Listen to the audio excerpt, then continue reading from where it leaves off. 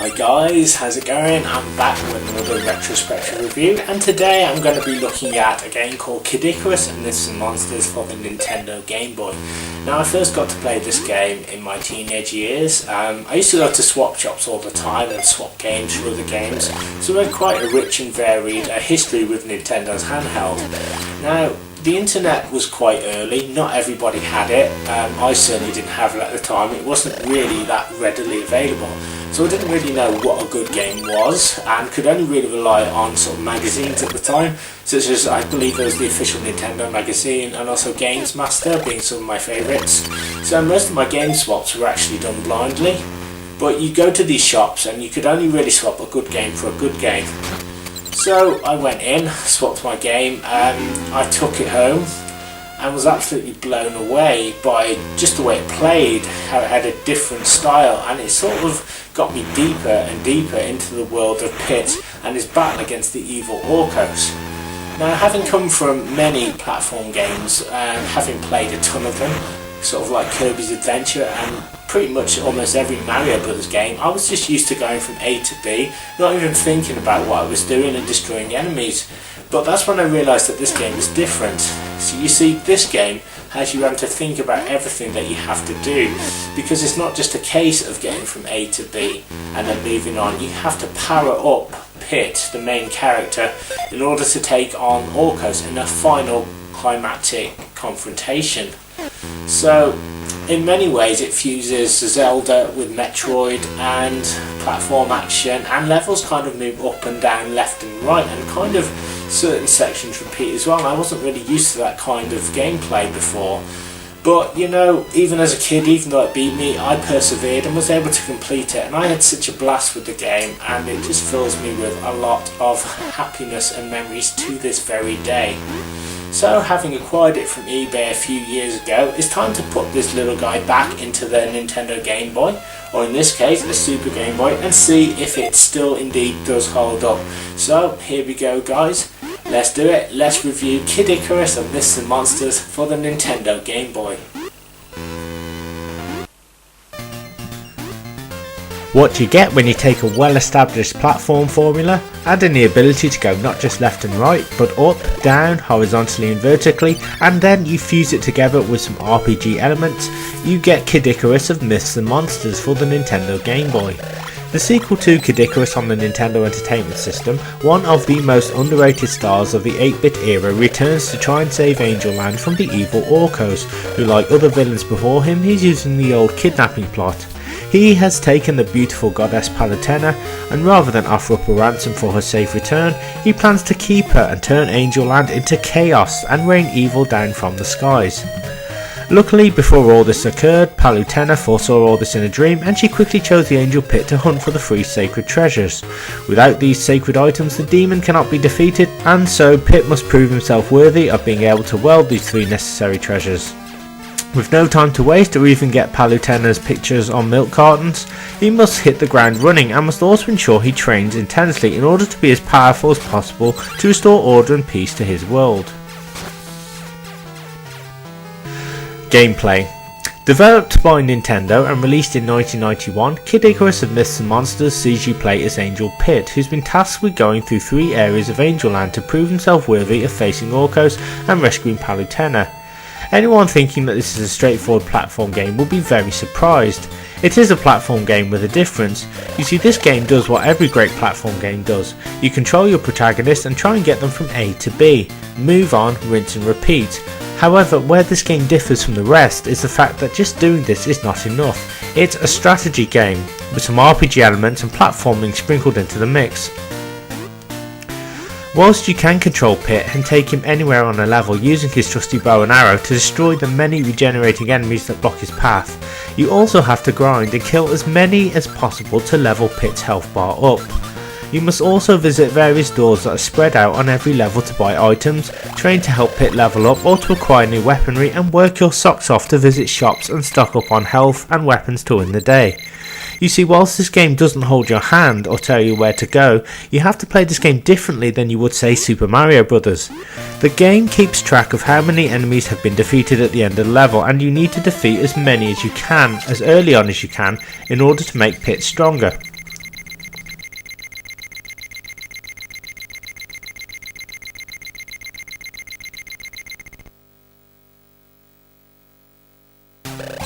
Once an enemy has been defeated, this leaves behind a heart piece. These heart pieces act as Pit's currency and can be used in the various shops to buy extra health, regenerating health chalices, and even hammers to smash open breakable walls or statues. So the game does have this cool little Zelda vibe going on at times, which is no bad thing. There are also training rooms all over the place where Pit must survive a barrage of bats to earn precious hearts, or in the more intense rooms he has to endure a succession of flying blocks for a set amount of time in order to gain a more powerful weapon. Fail and the door becomes locked. That's kind of the way this game works. For every door Pit enters, once he goes back outside, it is locked. To get back in, he can buy keys, but even they can be quite pricey. But if you want to gain everything there is in this game, then they become almost a necessity. Even if you rush through this game and manage to get your hands on the free treasures, this is no guarantee of being able to beat Orcos. You must take the time to work as hard as you can and really grind to gain more health and to be able to get through the game, so it does pay to spend a lot of time on the level just earning points and hearts. The game is very immersive, addictive and challenging and really feels like a unique experience. One minute you're shooting arrows, platforming, the next you're buying items from a shop in the clouds and then trekking through a dungeon trying to figure out the right path. Whilst this game can be a little frustrating, it never feels totally overwhelming, and more often than not, when you lose, it's often because Pit isn't strong enough yet or he needs a better weapon, so powering Pit up becomes the whole point of the game. And to anyone used to 2D platform games that can be beaten easily, this game might come as a shock.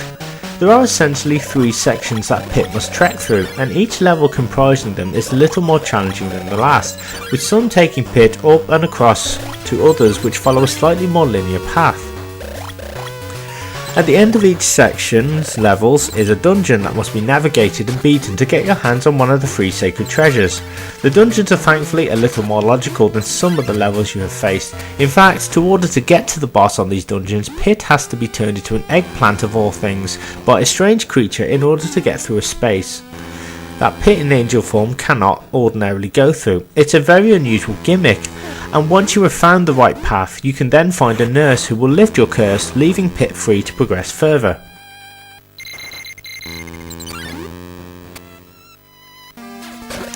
Not only that, but once you beat each boss, you will collect one of the 3 treasures. However, this is where the game gets very interesting.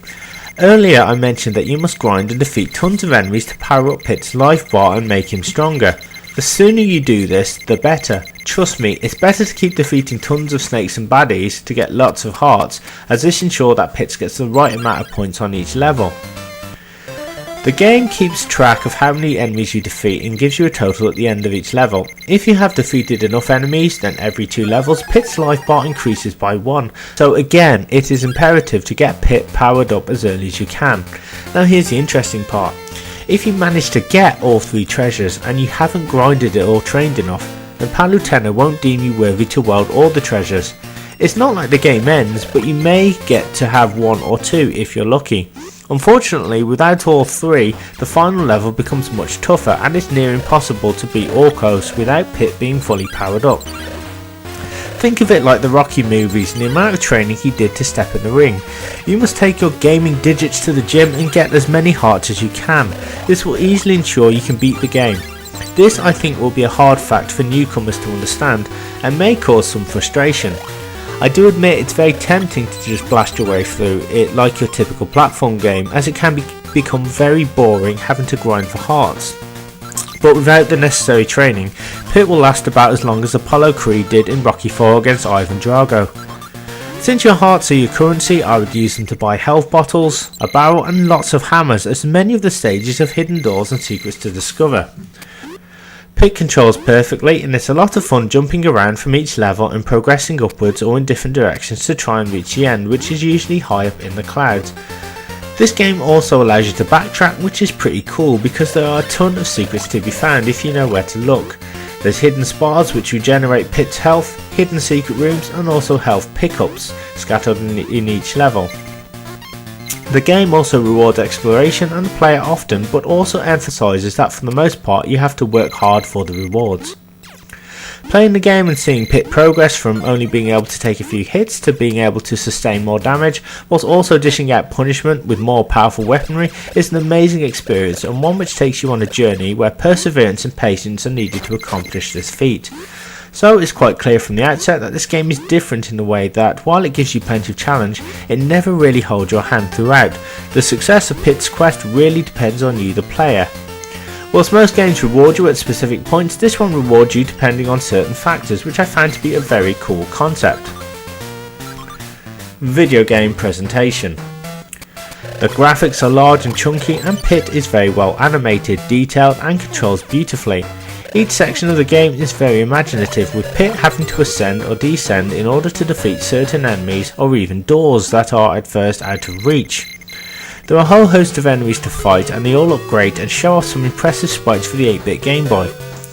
I loved the training rooms with huge blocks that would attack Pit as he has to survive the attack to prove he is resilient, and honestly thought it was such a good idea to have much more of a challenging test, and first timers not used to this might fold at the first hurdle.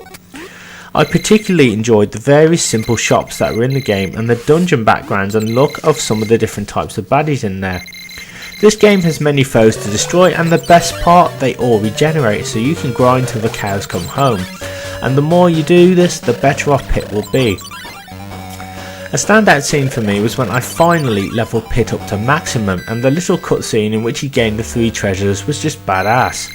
With these weapons, Pit looks incredible and can fly about the final level, defeating enemies with ease.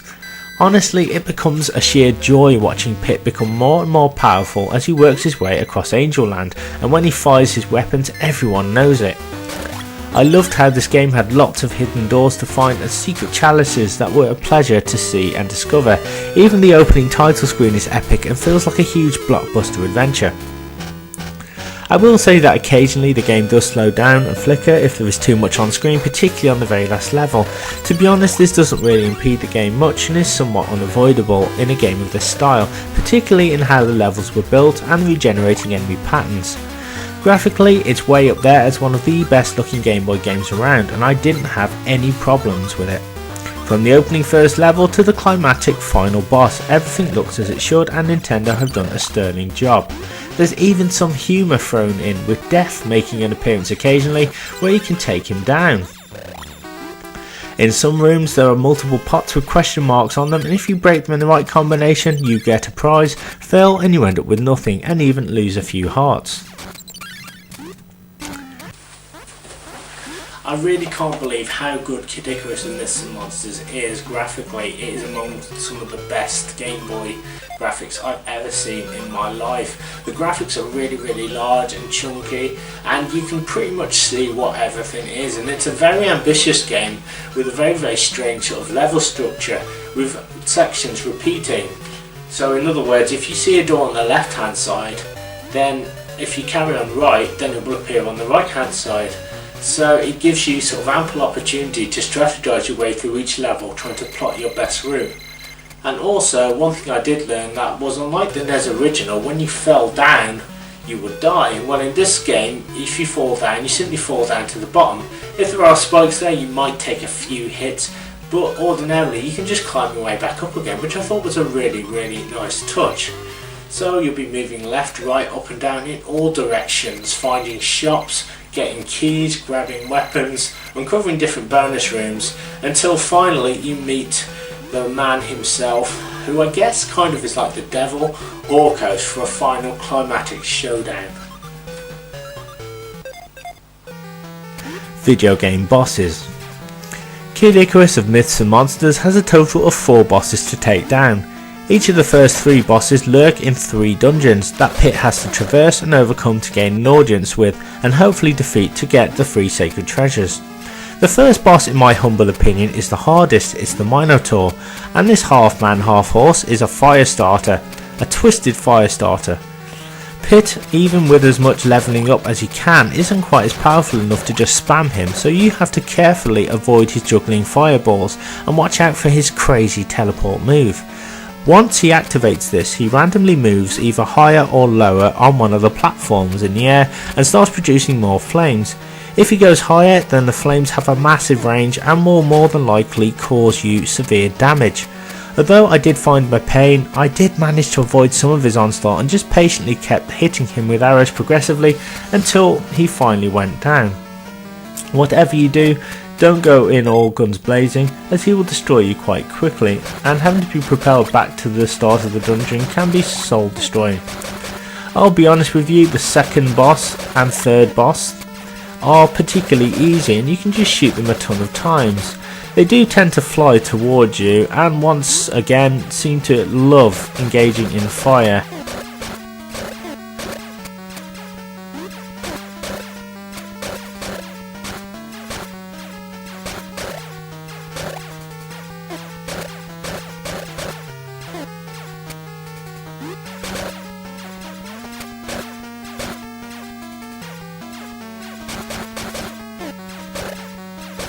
You just have to watch out for various attacks and also make sure they don't touch you, as this can cause Pit some damage.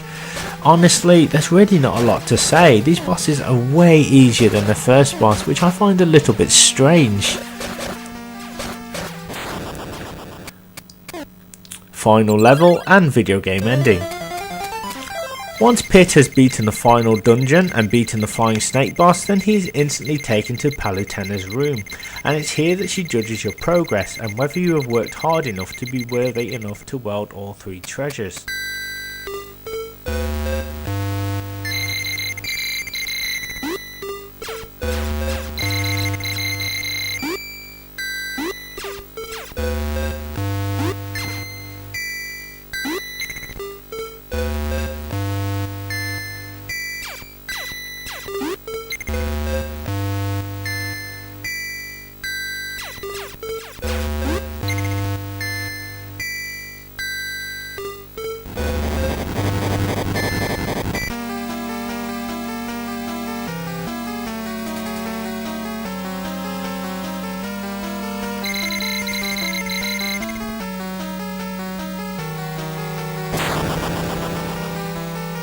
Then, out of nowhere, the game's main antagonist, Icarus, who I guess is essentially the devil, turns Palutena to stone and insults Pit before flying off.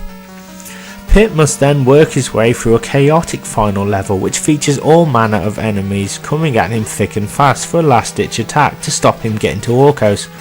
I know I'm sounding like a broken record here, but once you have all 3 treasures, you will realise exactly what I mean. With the wings, Pit can easily navigate his way through, and with the weapons and armour, Pit can wipe out enemies in a heartbeat and sustain a little bit more damage.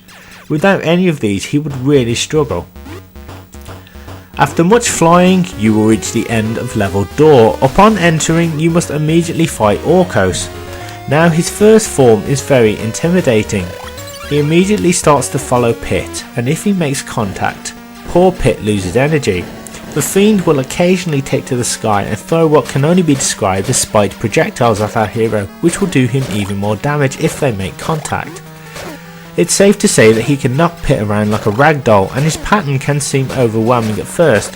However, using the bow and arrow and power-ups I'd acquired, despite taking some damage, I was able to put him away, or so I thought.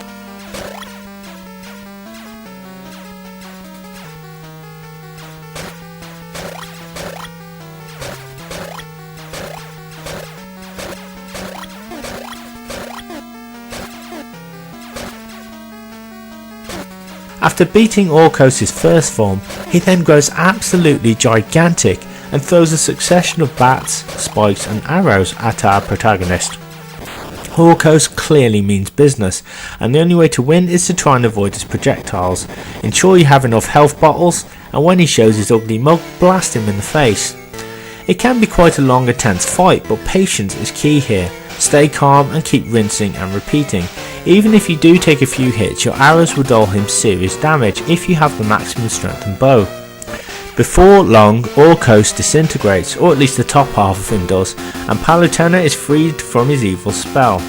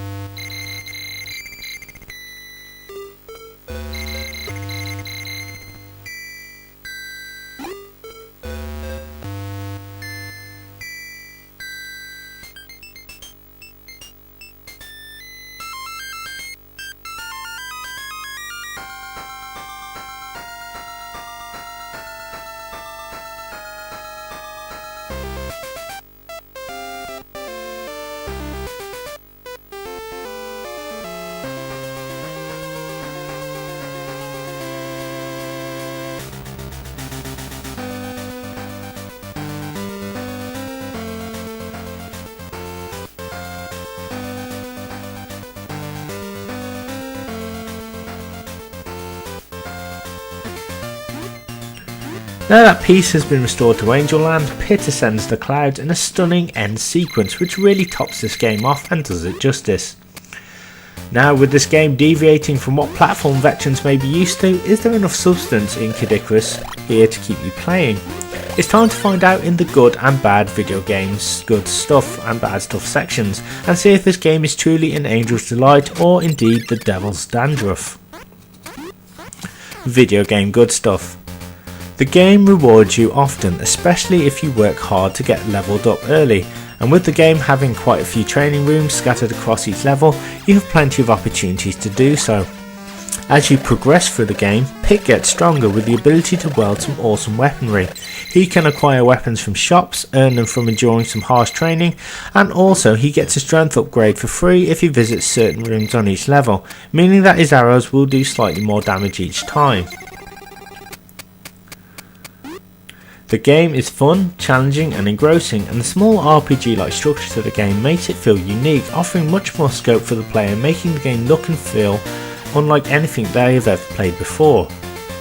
The music is also very well composed and offers some great tunes to accompany you on your journey. I especially enjoyed the boss and dungeon themes, which were very memorable. There was not one theme I didn't like, and it's just a shame the game is short, as I would love to hear some more 8-bit tunes. There are many different enemies that Pit can fight, and it was nice to see that reflected in how difficult they were as you progressed further through the game. You start off by battling snakes on section 1, and by section 3 you're dealing with huge blocks, projectile wielding enemies and spiders. One of my favourite enemies is the Grim Reaper on the first section. He has this really funny theme, and as you fight him he launches what looks to be these minions as you try to stop him. Finally, the addictive nature of the game means that you will want to get straight back into the action if you lose, which is good, and you also have the option to save after each level, which makes things a little bit easier than having to finish the game in one sitting. Video game bad stuff. If you're not a fan of grinding, then this game may not be for you. As enjoyable and essential as this is, some players may feel it to be quite tiring at times and boring, having to level up time and time again. But again, and I'm going to say it again, if you want to stand any chance of beating Icarus, you have to power Pit up to the max. Although this is not impossible, players may feel a little bit fed up when they realise that Pit has to be stronger and may have to start the game or a section over and over again. The confusing nature of the dungeons may lead to frustration. A few routes and rooms look exactly the same, and it can be easy to unintentionally backtrack or get completely lost. Players may find themselves pulling their hair out trying to get back on the right path, and it can be quite exhausting if you're not used to it. Whilst I love the game's different approach and gameplay elements, some players may get to certain parts of the game and again realise they haven't powered up Pit enough to win. This game really shows no mercy, and unless you know right from the off that training, enemy deletion and heart collection is the only way to win, then this game will feel, again, almost impossible. In other words, to beat this game you really have to work hard to earn your angel wings, put it that way. Final thoughts. Kid Icarus of Myths and Monsters is another shining example of a well-crafted platform game that does things a little differently from most. You control Pit and in many ways decide his fate by the amount of hard work you put into the game. It might take a few attempts to get used to how this game plays and may lead to some anger and frustration and some how do I do this moments, but I guarantee that if you stick with this game you will learn how to get the best out of it. It's overall a very fun, addictive and sometimes intense game that offers plenty of challenge, replayability and satisfaction once you learn the game's mechanics and how it should be played. With that being said, Kid Icarus of Myths and Monsters for the Game Boy gets a well-deserved angelic 4.6 out of 5. If you want a platform game that's a little more involving, then this is the game for you. However, newcomers may need a little bit of patience and perseverance to learn how this game plays to get the most out of it. I will say that even if this style of gameplay feels a little strange or difficult at first, stick with it because it's so worth the journey, taking Pit from beginner to supercharged warrior and finally overcoming the evil Icarus.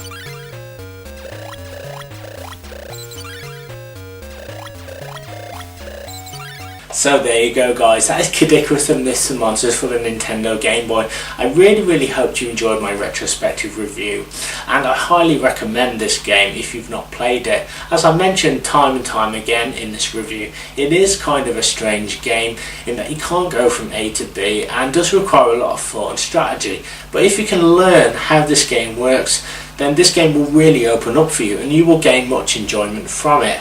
So thank you very much for checking out my retrospective review. Please don't forget to comment, like and subscribe to support the channel. Keep checking back for new retro content, and please don't forget to give me some feedback as well, and join me next time for another retrospective review. Thank you so much, and I'll see you soon.